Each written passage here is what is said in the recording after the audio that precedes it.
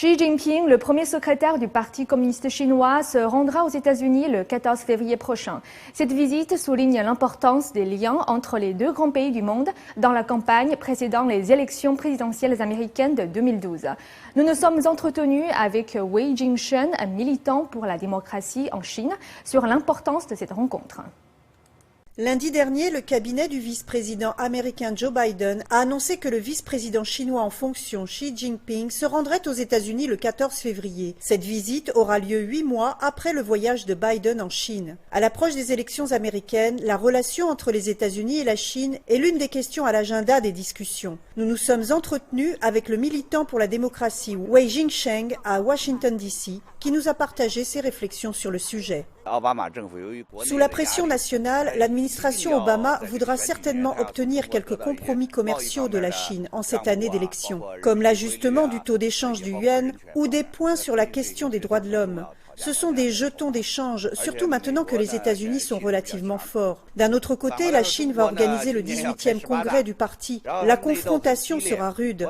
Je pense que dans ce conflit avec les États-Unis, tout le monde va passer le bâton à Xi Jinping. Ce problème est très difficile pour qui s'en soucie. On peut le prendre de n'importe quel côté, on ne peut pas le résoudre. Je pense que Xi Jinping va venir aux États-Unis sur la défensive et il fera très peu de concessions aux États-Unis.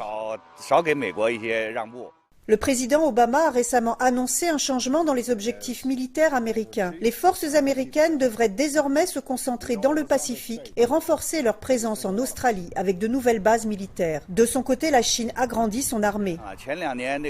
Ces 2 dernières années, Obama a toujours mis beaucoup d'espoir dans la Chine, espérant que le Parti communiste lui fasse quelques concessions. Mais pour parler franchement, les gens ne sont pas très patients. Non seulement le peuple américain n'est pas patient, mais les représentants du Congrès et du gouvernement ne le sont pas non plus. Le Parti communiste ne cède rien, c'est certain, même si on leur parle gentiment, cela ne servira à rien. Donc je pense que ce changement de stratégie n'est pas un événement temporaire. C'est l'aboutissement d'années d'expérimentation. Ce n'est pas comme s'ils étaient obligés de changer. Ce changement de stratégie est très important pour les États-Unis. C'est un changement dans sa stratégie globale.